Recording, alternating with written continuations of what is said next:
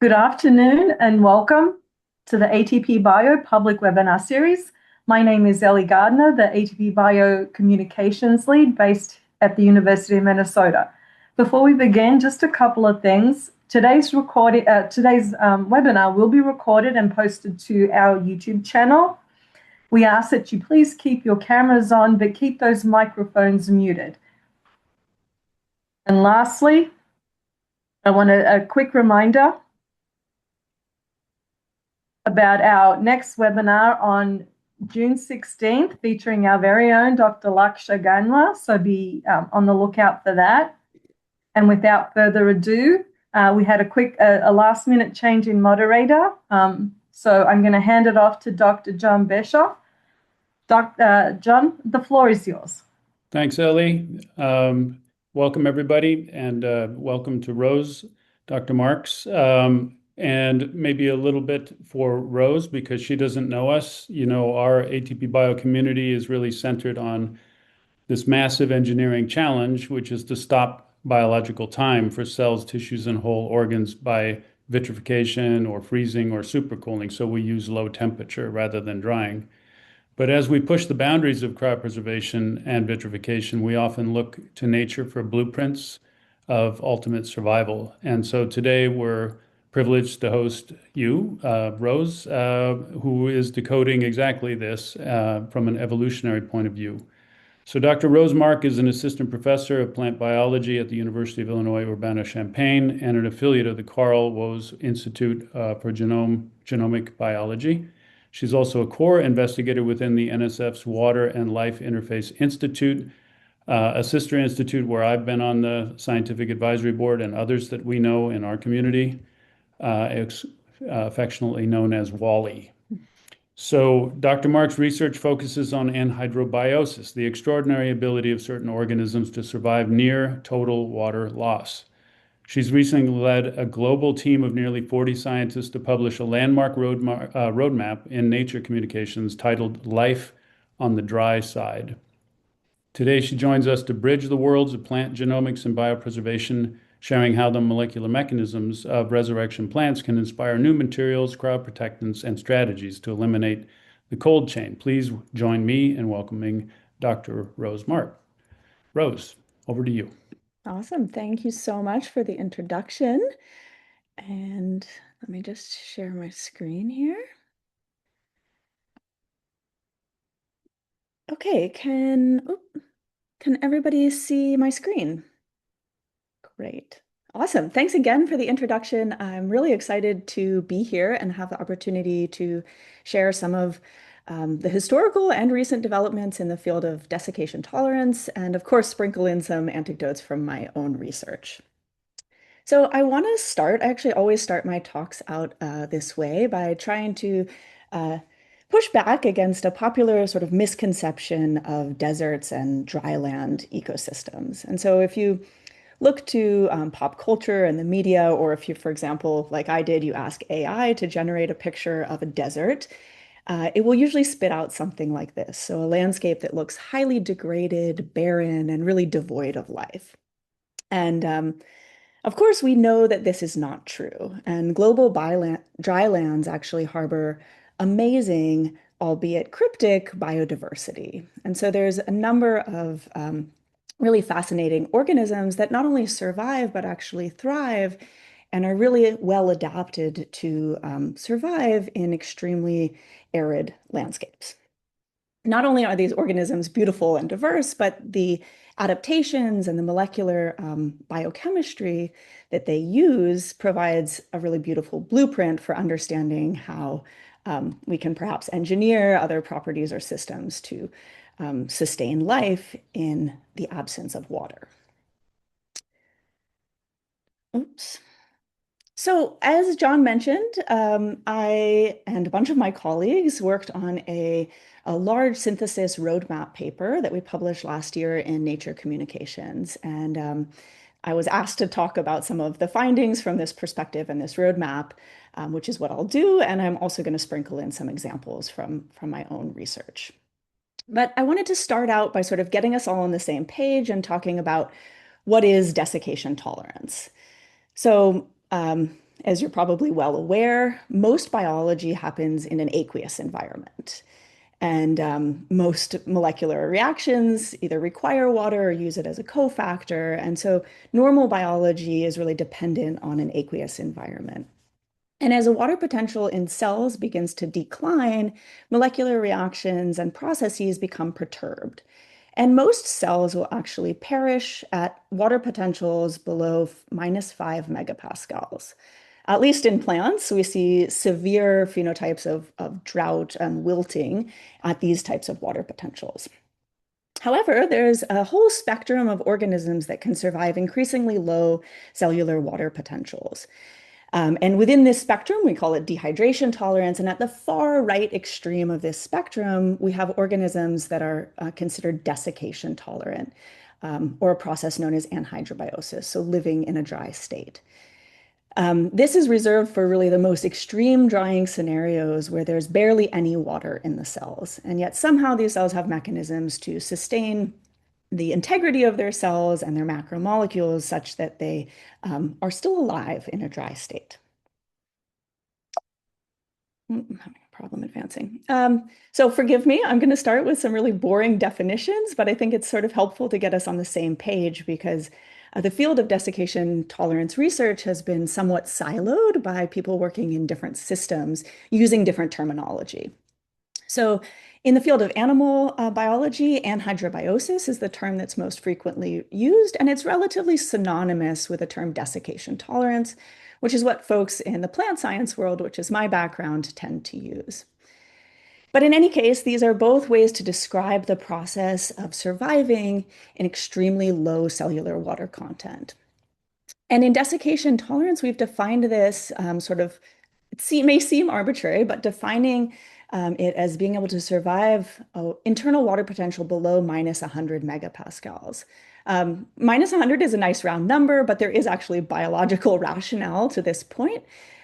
This is the water potential at which, for the most part, the water is so limited that there's not even a single monolayer of water molecules surrounding cellular organelles and macromolecules. So it's basically impossible to have normal metabolism at this level. As I mentioned on the previous slide, there's also a range of tolerances for sort of intermediate levels of dehydration that range from -5 to -100 megapascals. So this is a really broad range, and there are a number of different organisms, cells, and tissues that can survive these sort of intermediate levels of dehydration. And we've been encouraging people in the field to, one, acknowledge that there is this spectrum, and two, to try to define the relative tolerance of these tissues in relation to the minimum water potential that they can survive and maintain viability at.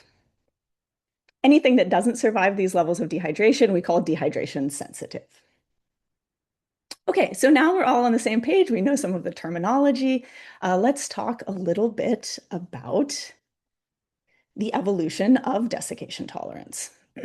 So desiccation tolerance, or anhydrobiosis, has evolved many, many times across the tree of life. And so there are examples of cells and tissues that are desiccation tolerant in all of the kingdoms of life. It has been perhaps most studied within the green plant lineage, although there's a growing body of research of folks working in animals that exhibit anhydrobiosis. So tardigrades, nematodes, some rotifers, and midges all have this ability as well. And it's perhaps been less studied, but is quite prevalent among some of the microbial groups of organisms. So all of this to say that desiccation tolerance is quite widespread, albeit not particularly common. Zooming into plants, which is the group in which I've focused my research, we see that there's actually an interesting pattern of evolution within the plant kingdom. So many of the early diverging lineages of plants, so non-vascular plants, including mosses, liverworts, and hornworts, many of these exhibit desiccation tolerance in their green tissues. And desiccation tolerance is thought to have been a key adaptation that enabled the transition out of the aquatic environment and into the terrestrial environment by early land plants. As plants evolved and diversified and gained new adaptations for water acquisition, retention, and transport, so think about roots and vasculature and stomata, many plants lost vegetative desiccation tolerance, so they could no longer survive the desiccation of their green tissues.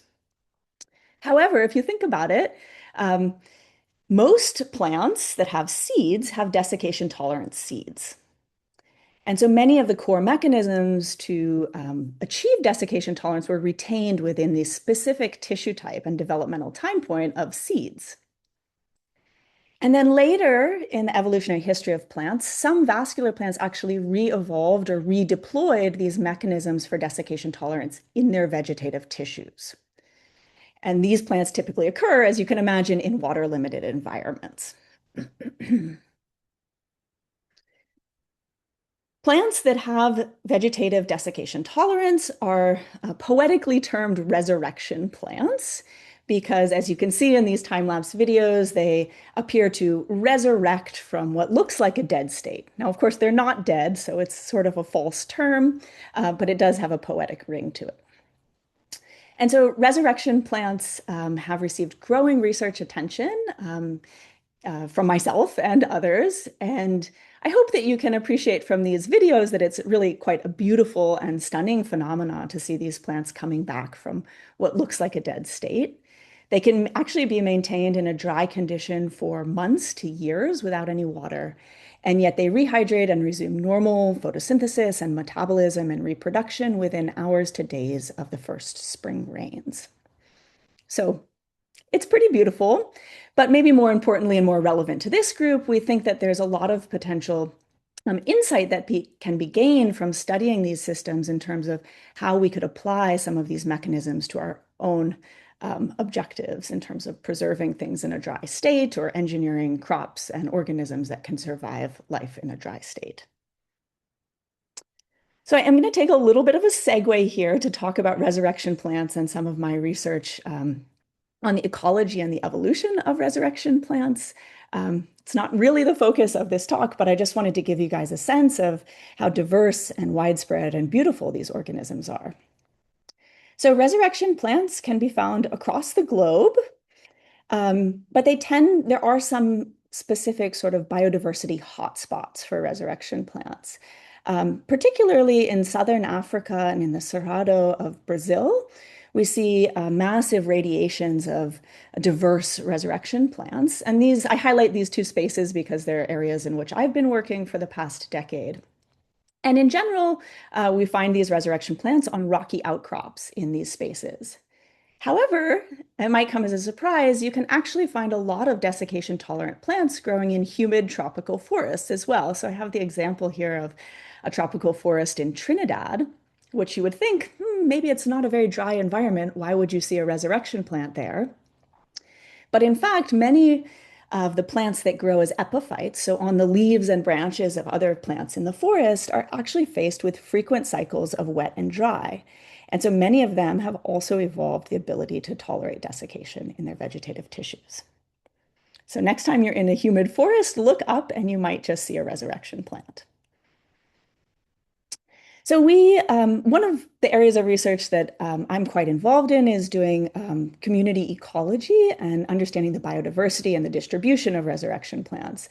And this past year, one of my grad students and I did a large community ecology survey across South Africa to try to understand where do resurrection plants grow and where are the centers of biodiversity. And so we surveyed communities across the country, starting in these high mesic montane grasslands, through the center of the country into sort of savanna biome, and all the way to the western side of the country where we have these hyper-arid and sort of true deserts and the succulent Karoo. And I think it surprises a lot of people to learn that resurrection plants are actually the most abundant in these intermediate rainfall areas. So they don't occur in the really mesic areas, but they also don't occur in the extremely arid regions.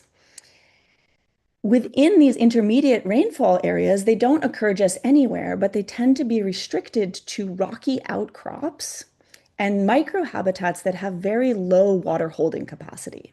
So there might be frequent rains, but the water that's available to these plants is only there for a very short period of time. So in these settings, being desiccation tolerant and being able to capitalize on short bursts of water availability and then completely shut down rapidly when water is removed from the environment seems to provide an adaptive advantage. So if you zoom in and look at some of these microsites where we do find resurrection plants, you'll find that there's actually these very diverse but tightly intertwined communities of resurrection plants growing together on these rocky outcrops. And it's actually quite common to find species spanning about 500 million years of evolution and divergence, from mosses to ferns to flowering plants, growing together in close proximity. And the one thing that seems to unite them is their ability to survive the complete dehydration of their tissues.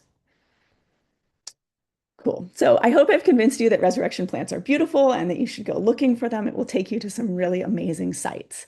But moving on into the more detailed aspects of this work in terms of how can we understand what desiccation tolerance is and what the mechanisms are underlying it, I wanted to introduce you to sort of the most bread and butter basic assay that we use to understand the mechanisms of desiccation tolerance in these species.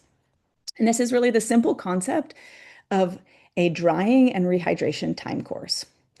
So we'll take our organism of interest, we'll begin surveying it and assaying it under happy, hydrated baseline conditions, and then we'll subject these tissues or organisms to some sort of controlled or semi-controlled drying event. And we can manipulate or control both the intensity of drying, so how dehydrated do these tissues become, the rate at which they dry, so how quickly are we drying them, and then the duration that they spend in a dry state. And all of these factors can influence the survival and the recovery of these tissues. We'll then rehydrate the organism, make sure that it actually survives and recovers, and that concludes the drying time course. Now, of course, you can measure a whole array of different traits and processes during this drying time course.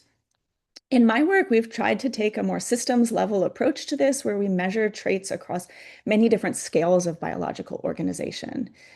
So we always want to look at something about the organism, like how is it changing morphologically and is it surviving at the end? We've advocated quite strongly that these experiments should always be coupled with some sort of physiological assessment of how these tissues are performing. So this, at the very most basic level, needs to include some assessment of the water content or the water potential of those tissues. So you need to know that you dried it and that then you rehydrated it. In my work, since I'm studying plants, we almost always measure some photosynthetic parameters, and this gives us an indication of how healthy or functional these tissues are. You can then, of course, look at all sorts of cellular properties, so ultrastructure and various organellular movement and morphology. And then in the age of genomics, we've also been looking at all sorts of molecular changes, so the shifts in abundance of transcripts, proteins, and metabolites across these time courses. As you can imagine, and this is not unique to desiccation tolerance research, but one of the biggest challenges is then integrating all of these different diverse data types and trying to make sense of it to understand what the organism is actually experiencing. Okay, so now you know a little bit about resurrection plants and how we study them. I thought I'd give you an abbreviated history of desiccation tolerance and the research around it. So desiccation tolerance, as I've implied, has been around for a very long time. It is an ancient trait, and it evolved in microbes billions of years ago.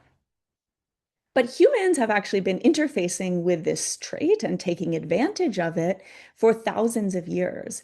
And desiccation tolerance in seeds actually really forms the basis of agriculture through the ability to harvest, store, and replant seeds.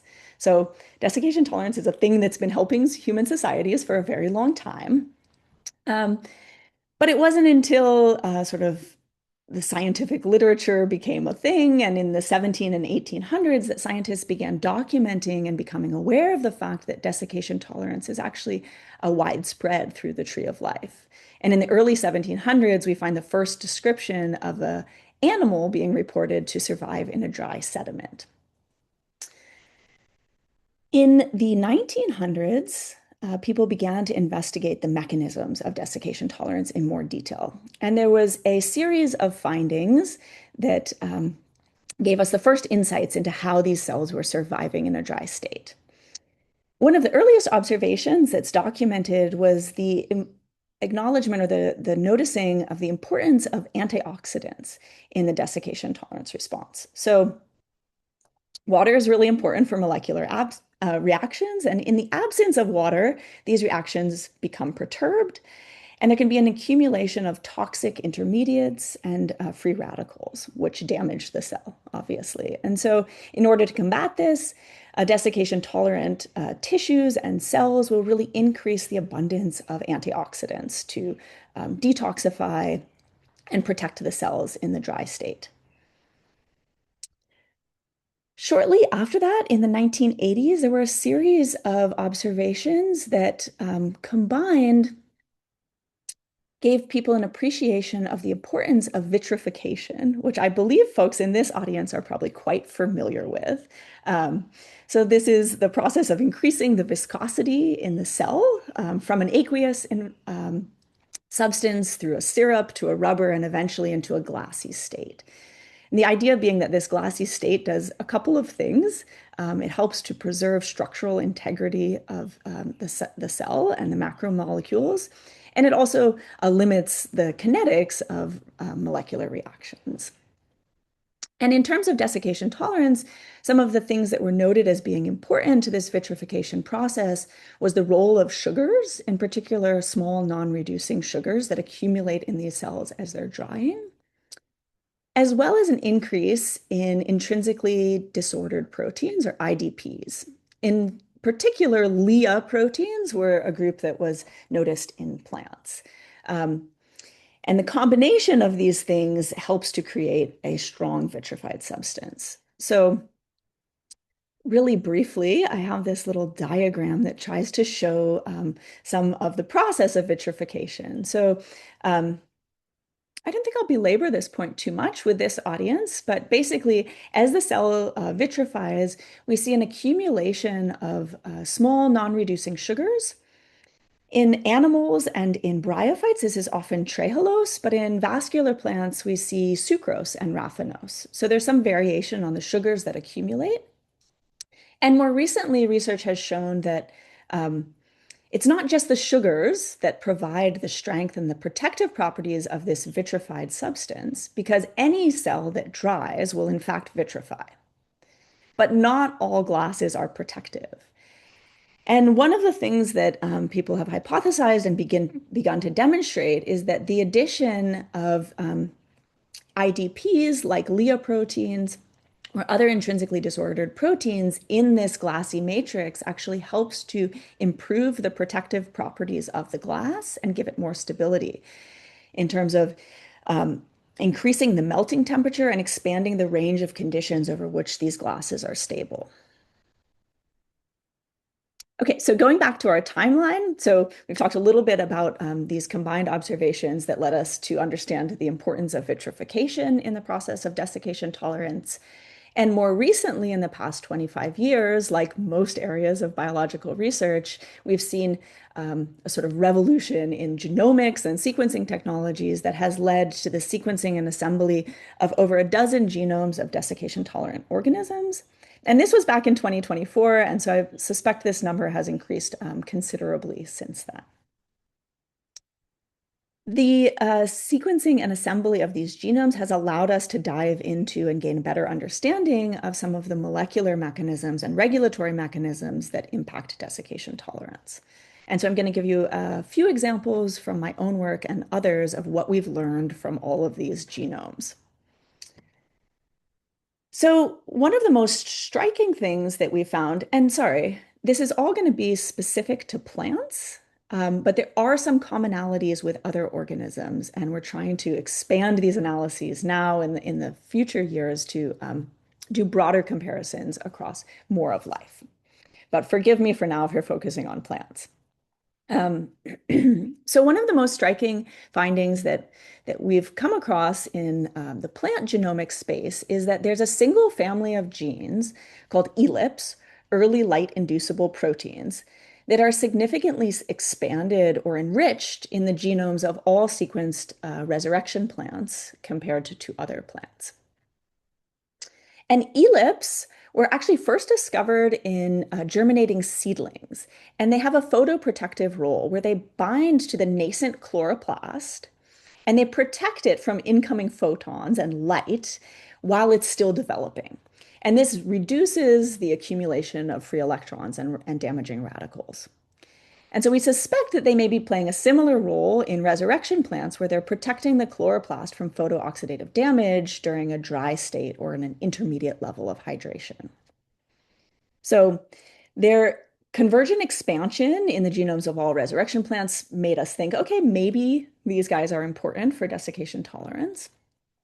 And if we zoom in and look a little bit more specifically within the grass lineage, so there's a number of grasses that are desiccation tolerant, and this trait has popped up independently multiple times within grasses. And if we look at where the elyps exist in the genomes of these grasses, we see that all of them have these large tandem arrays of elyps, but they occur on different chromosomes and likely derive from different independent duplication events. So this is pretty strong evidence that elyps expanded convergently in different species, and they are associated with the evolution of desiccation tolerance. Okay, so cool. They're in the genomes. They've expanded independently in different lineages, but are they actually involved in desiccation tolerance? So to try to convince you about that, I'm going to give you one example from another resurrection plant, Myrothamnus flabifolia, which is a really beautiful and iconic resurrection plant from Southern Africa. But most resurrection plants, or all that we've looked at so far, follow this same pattern where elyps are among the most highly expressed or abundant transcripts during desiccation. So what I'm showing you here is a heat map of elyp expression. So all the elyps in the Myrothamnus genome are arranged on the y-axis, and then time is across the x-axis. And what I hope you can see is that most all of these elyps, well, first of all, they're on large tandem arrays on chromosomes 5, 6, and 7, and they tend to be highly expressed during drying and desiccated time points. But we also noticed there was this small group of elyps here on chromosome 4 that had the opposite expression pattern. We're thinking, well, what's going on there? And so to try to understand this, we looked at the cis-regulatory elements, or the promoters, that are associated with these elyps. And what we found is that this small array on chromosome 4 likely retains canonical function in the germination response because it's associated with gibberellin-inducible promoters, gibberellin being a plant hormone that regulates germination and early development. In contrast, as you might expect, these large tandem arrays of elyps on chromosomes 5, 6, and 7 are under the control of stress-inducible promoters, or ABA-inducible promoters, which is the plant hormone for stress.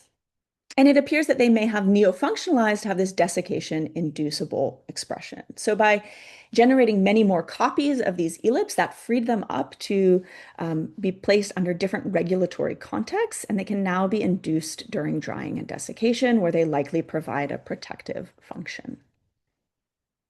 Cool. So I spent a lot of time talking about elyps, but that's because we think they're a really interesting candidate gene family for explaining why resurrection plants can survive a level of drying that others can't. We also find that general gene expression patterns are shared across different resurrection plants. So this is an example from grasses, again, which is a system I've worked in quite extensively.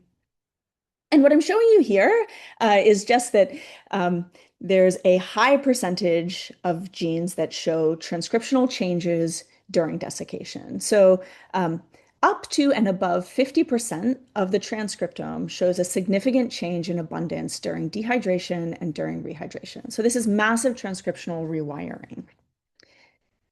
If we look to see how many of these genes are similarly expressed in these different resurrection plants, we see that there is a core set of about 25% of these transcripts that show similar regulation across all three species. So these are candidates for a really conserved and core mechanism of desiccation tolerance and drying responses. If we zoom out a little bit more to instead of looking at the specific gene sequence, we now look at the metabolic pathway and predicted enzymatic function of these genes, we see that there's an even higher overlap between these related resurrection grasses. Up to about 40% of similar metabolic processes are induced in these grasses, suggesting that even when they're not using the same ancestral gene copy, they're using different genes to arrive at a similar metabolic outcome. We also noticed, so we looked at modules of co-expressed genes, and we've characterized them by where they're most highly expressed. And these are shown for the 3 study species. And what we found was that there was a high degree of overlap in module membership between these modules here in the center that are characterized by high expression during drying and dehydration. There's relatively less overlap in module membership for the modules that are defined by high expression during hydrated conditions, suggesting that these species sort of coalesce on a similar pattern of gene expression during the stress of drying, but then they resume their more species-specific biology and functions during hydrated conditions. And then maybe most interestingly, or maybe not, we find that many of these shared or core processes are really the hallmarks of desiccation tolerance that had been identified by previous research. So we see that many of the upregulated genes that are shared with these species are related to antioxidants and radical scavenging.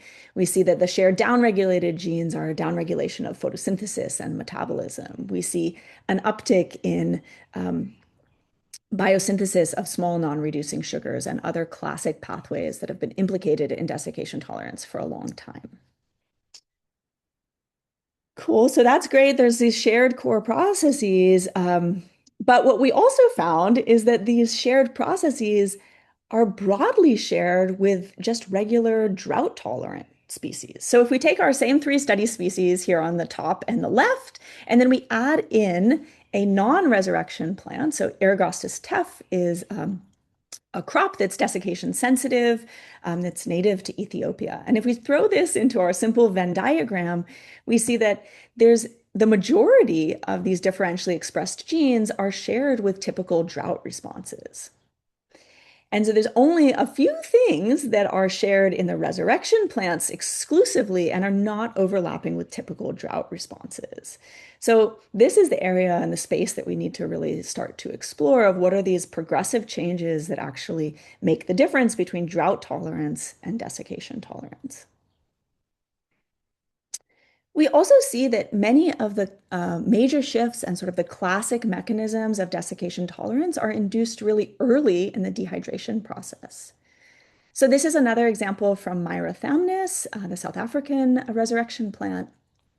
And here we use our classic dehydration-rehydration curve, but we did this in a natural setting. So we actually surveyed plants in the field through a natural 10-day drought and then rainfall event.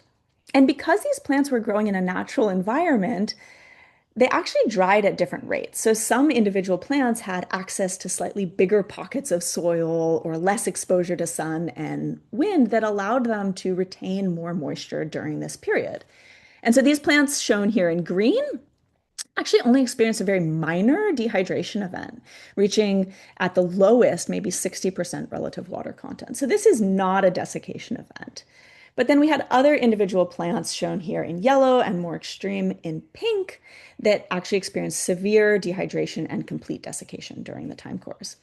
So this was a sort of nice and serendipitous opportunity to conduct some comparative analyses to understand what are the progressive changes that happen in more and more extreme drying scenarios. And what we found, interestingly, was that many of the classic mechanisms for desiccation tolerance were actually induced in all 3 of these drying scenarios. So even in plants that didn't experience a severe dehydration event, we saw a major increase in the expression of antioxidants and other protectants. We saw significant structural modifications. So I haven't mentioned this, but this is related to dealing with the mechanical stress of shrinking and increasing the elasticity of cell walls. And we saw in all of these 3 drying scenarios a downregulation of carbohydrate metabolism. So this is mostly related to photosynthesis. we only noticed a few modules that were exclusively expressed in the more severe drying scenarios. Maybe most notably, we saw that transcript and peptide surveillance were only induced in the more severe drying scenarios. So this is related to regulating transcription and translation, to recycling and refolding damaged proteins and other chaperone activities. And so this indicates that these may be some of the places where we need to look to try to understand what are those final steps to achieve full desiccation tolerance. We also saw that the circadian rhythm was basically completely halted in severe drying scenarios, but not under more moderate drying scenarios, and that there's a progressive downregulation of growth and biosynthesis. So I think if I can summarize here, what we've seen is that we know a lot of the major processes that are involved in desiccation tolerance, but we've actually found that many of them are induced really early in drying and that they're shared with typical drought responses. So future work should really focus on identifying what are these final and later stage processes that allow cells to attain true desiccation tolerance. I've also spent a bunch of time highlighting ELIPs because they're one of my favorite gene families, and they're, I think, a strong candidate for vegetative desiccation tolerance in resurrection plants. And then, yeah, I think we really need to expand into a broader comparative framework that brings in more diverse plants, but more especially tries to integrate across plants to animals and microbes. Okay, so that's my summary of the work that has been done in desiccation tolerance with obviously a strong focus and bias towards my own research area. But one of the other things that we worked to develop in this roadmap paper was a vision for the future of research on desiccation tolerance. And there's a couple of these goals that I'm going to try to highlight and talk about a little bit here.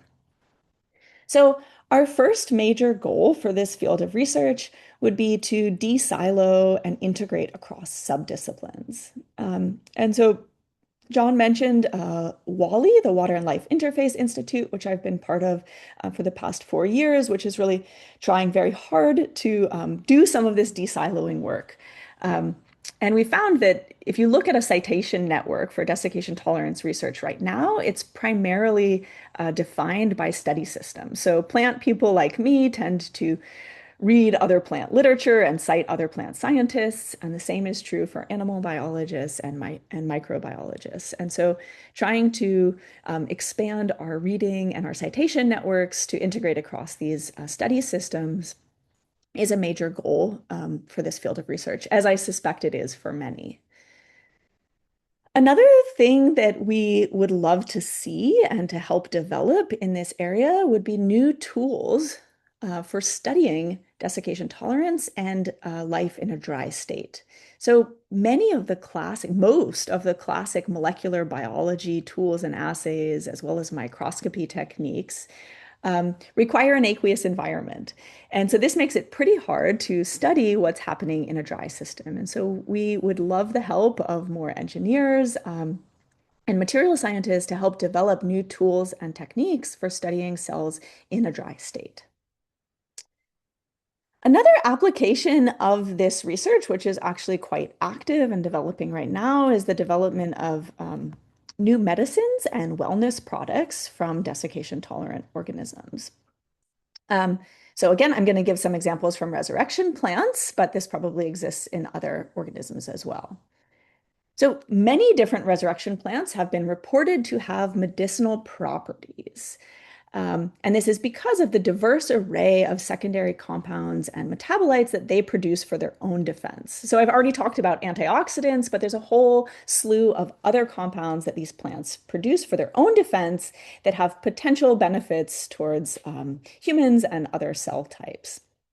And so there's been a flurry of research and activity in this space, and I'm just going to highlight 2 examples. So going back to my favorite resurrection plant, Myrathamnus flabifolia, this plant, as I mentioned, is native to southern Africa.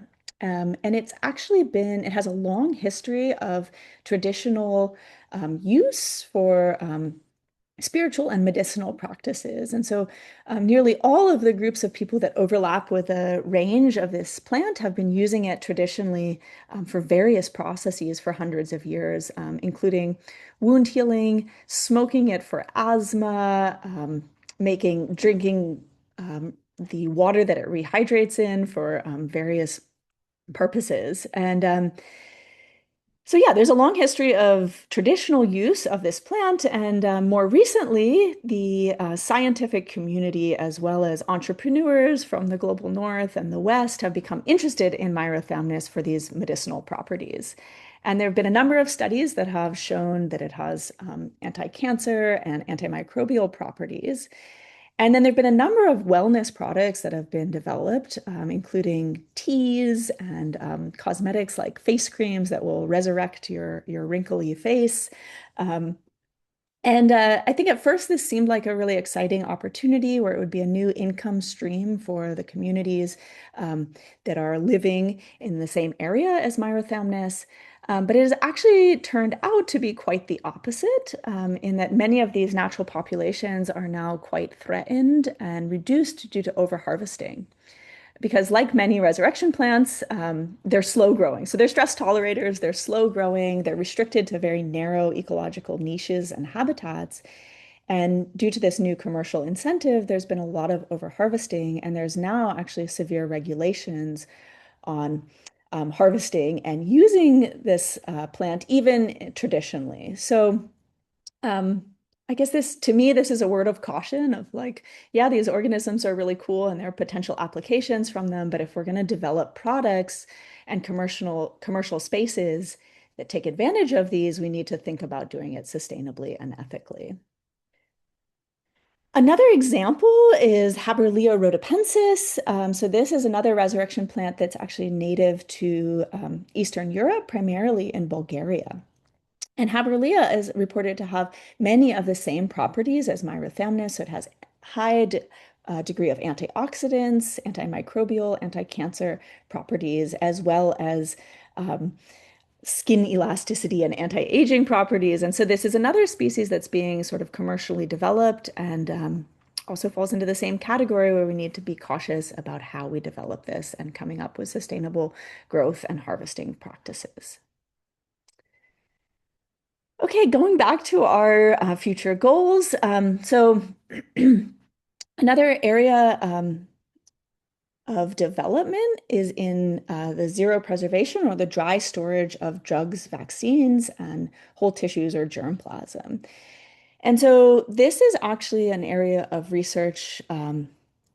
It's not my specialty, and it's something that's been happening for quite some time. And there have been some recent developments that I think have improved the potential here. So the basic idea is that we can take the principles of how desiccation tolerant cells vitrify, and we can try to recreate those in vitro. We can add in our molecule of interest. So in this example here on the left, you have a protein that you'd like to preserve. You're going to put it into a solution with some of the compounds that you know are important for vitrification. In this example, it's trehalose. And then you slowly dehydrate this compound, and it's perfectly preserved in its dry, glassy state. And then you rehydrate and everything is great. So this is the concept. It doesn't always work perfectly, but there are a number of examples where folks have been doing this with some degree of success. So I just pulled a couple. So here's an example where this research team was able to preserve a vaccine by dehydrating it in the presence of trehalose and pullulan. They actually stored it at 40 degrees C, which is pretty hot, and were able to reconstitute it and administer it. And so these types of technologies would be really advantageous for reducing our reliance on the cold chain storage and transport, which could democratize access to medicines and vaccines for folks that don't have access to refrigeration. And as I alluded to earlier on, one of the other areas of promise is that if we actually are able to spike into these mixtures some of these IDPs or intrinsically disordered proteins, we see that the properties of the vitrified glass improve and are more protective and more stable. So this is an example using a IDP from tardigrades, a cache protein, but I think this can also be done with leoproteins from plants and probably a whole range of other IDPs. Okay, and last but not least, one of the long-standing goals of desiccation tolerance research in crops and in plants has been to engineer desiccation-tolerant crops. I think after 30 or 40 years of research in this area, we can probably agree that this is a pretty lofty goal and maybe not even feasible. And perhaps we don't even want to engineer a fully resurrection crop, because this is likely to come with very severe trade-offs to growth and productivity and yield, which are some of the things we care about in agriculture. So while we will probably not be able to fully engineer a desiccation-tolerant crop, there have been a number of promising studies that show that even by overexpressing a single gene, we can improve performance under drought. So here I just pulled a couple examples of overexpression and transgenic studies using LEA genes, so these IDPs from resurrection plants, in rice and maize. And even with just a single gene that's overexpressed, we can actually see increased performance under drought conditions. Similar studies have been done by overexpressing small heat shock proteins. So I haven't talked about these much, but these are also important and highly expressed during desiccation. And we see two examples again where overexpressing these heat shock proteins in rice yields higher performance under drought. And so we can make incremental improvements in performance under drought by using some of the genes that we've identified from resurrection plants. And I am just waiting to see somebody do this with ellipse. It probably won't be me, but maybe one of my colleagues will take this on. And I think that we would be likely to see some really significant improvements. In my own work, we've been exploring the idea that polyploidy and whole genome duplication could be a driver of increasing desiccation tolerance. And so over the past 4 or 5 years, I've been collecting a diversity panel of one of the resurrection grasses we study across Southern Africa. And we have about 200 accessions collected from this region here. Some of them are from really hot, dry places, and some are from much more mesic places. And we see that there's significant variation in the phenotype of these plants across this range. Plants from hot, dry areas tend to be large with not a lot of inflorescences or flowers, whereas plants from cool, wet areas tend to be small and highly reproductive. Excitingly, to us, we found that these differences in phenotype were actually associated with up to 3-fold differences in genome size, indicating that there's been multiple whole genome duplications and some very complex hybridization between cytotypes here. And we find that these differences in genome size are associated, it's a bit complicated, but are associated with differences in performance under desiccation. I think this is probably best shown by this time-lapse video here, where I have a plant, a very polyploid plant from the hot, dry area on the left, and a plant with a smaller genome from a wet area on the right, and they're both recovering from a desiccation event. And what I hope you can see is that the plant on the left with a large genome is recovering more rapidly and more completely from desiccation with less senescence. And we think that this could be driven by these whole genome duplications because they allow additional copies of these key genes to neofunctionalize to new regulatory contexts. And so this is an area where I'm particularly excited to explore and see how this could be leveraged to improve desiccation tolerance in other contexts. Okay, so I'm going to wrap up now and just wanted to circle back and highlight one of our most immediate goals for the future of this field, which is to de-silo and integrate across subdisciplines. So we imagine a beautiful future of this crazy rainbow hairball where we're all interacting and collaborating together. And as I mentioned, the Water and Life Interface Institute, which I've been part of, has been trying to pioneer and really drive this integration forward. But Wally is coming to an end. It was an NSF funded BII, and that program no longer exists. So we are in the last 2 years of this. And so we're trying to find other spaces for the community to continue to grow.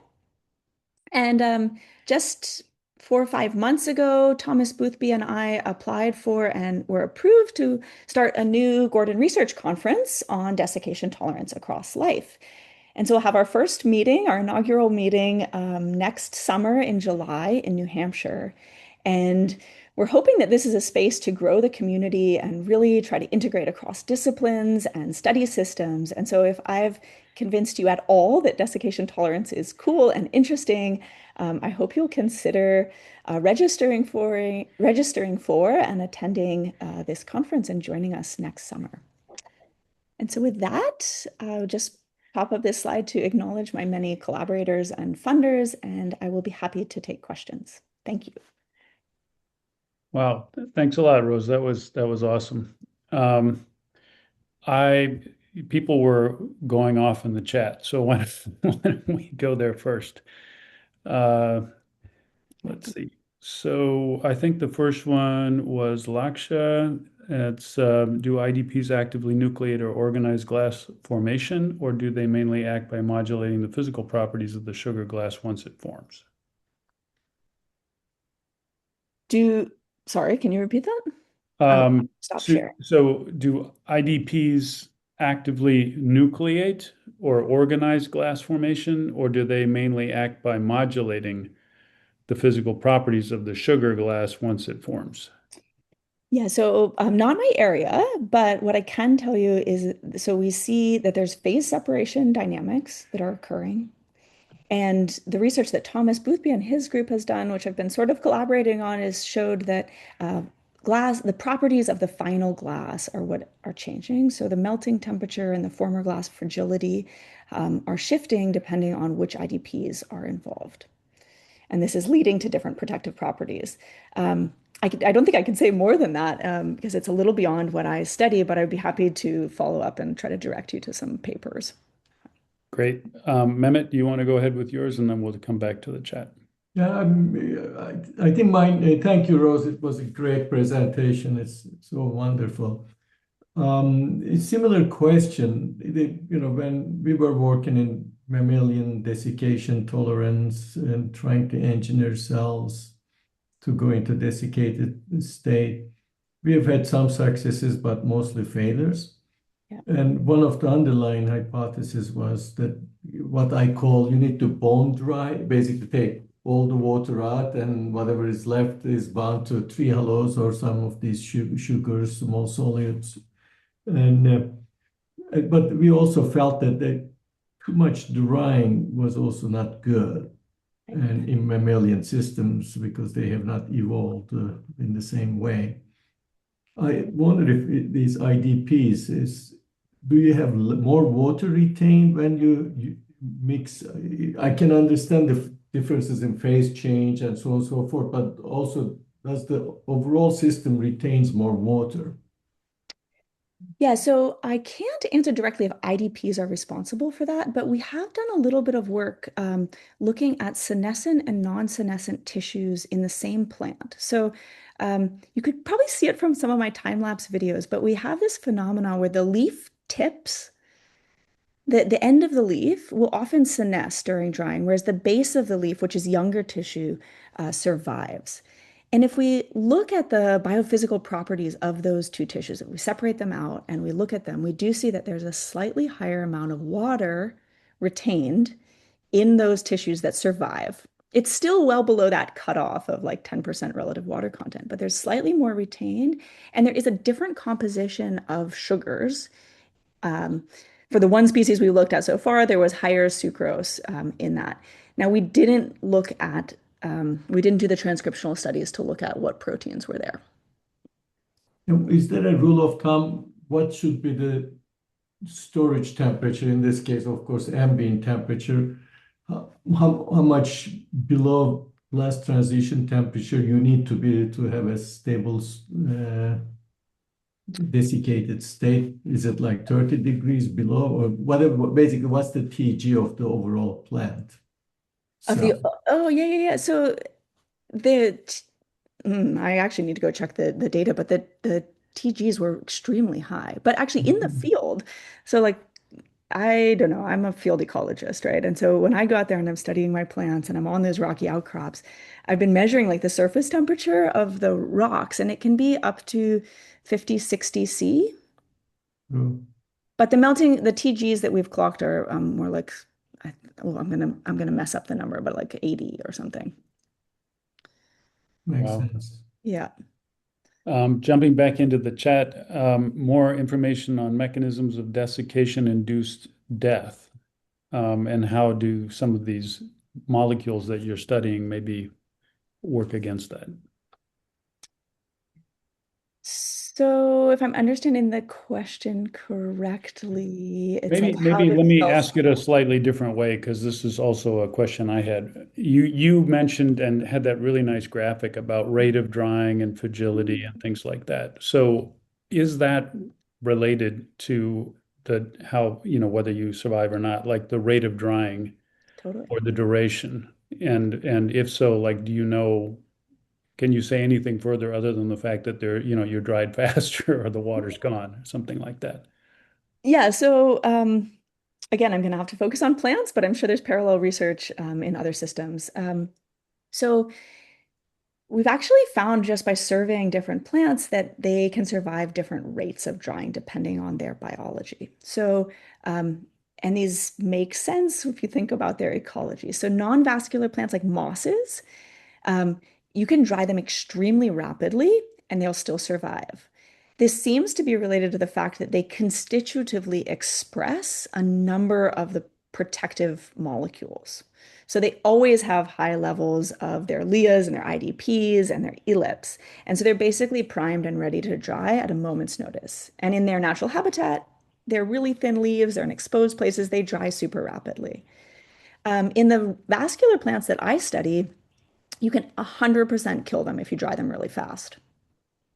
Or if you grow them in an environment that's like low light, and then you move them all of a sudden and dry them really fast, they will die.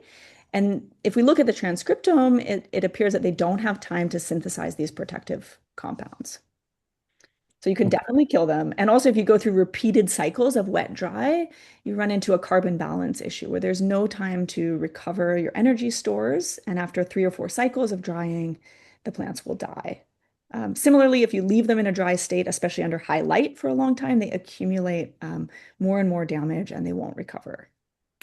Raphael, I'm going to go to two other ones we have in the chat and let Rose take her choice to talk about polyploidy or salinity in terms of talk a little bit more about how that helps keep them alive Yeah, let's talk about or polyploidy. against.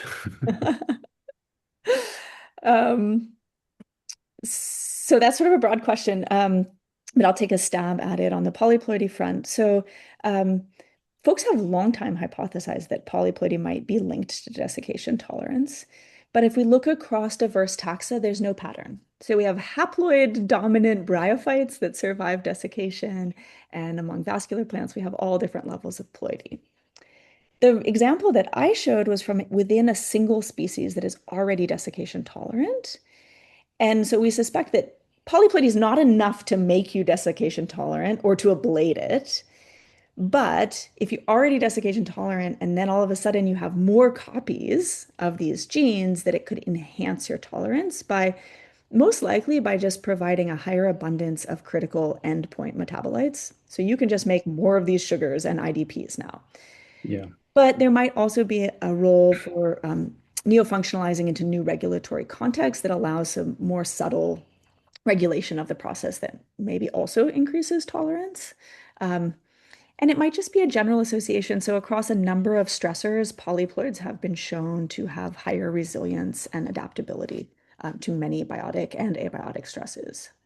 Wow. Well, we're at time, and I'd just like to thank you. I think all of us really learned a lot here today, and still were more questions that were not answered. So, if you don't mind, Rose, we're going to let people reach out to you with their questions directly. Is that all right? That would be great. And if folks have thoughts or suggestions about speakers or invitees to our Gordon Research Conference. We would love to get more folks in our list who are studying animal human microbial systems or who are working on cold chain disruption or new tools and technologies. So I think there might be folks in your network who Yeah, you're reaching them here today. The mammalian desiccators are on the call. So yeah, well, cool. Please reach out to me. Thank you so much, Rose. Thank you. It was a pleasure. Thank you, Rose. All right. And yes, just a reminder that Laksha will be giving the next webinar on June 16th. Thank everybody for coming. And Ellie, was there anything further to take us home today? No, I think we have it all covered. Thank you, John. All right. Thanks, everybody. And thanks again to Rose. That was an Great. awesome Thank talk. you. Thank Appreciate it. you. All right. Cheers. Bye, everybody.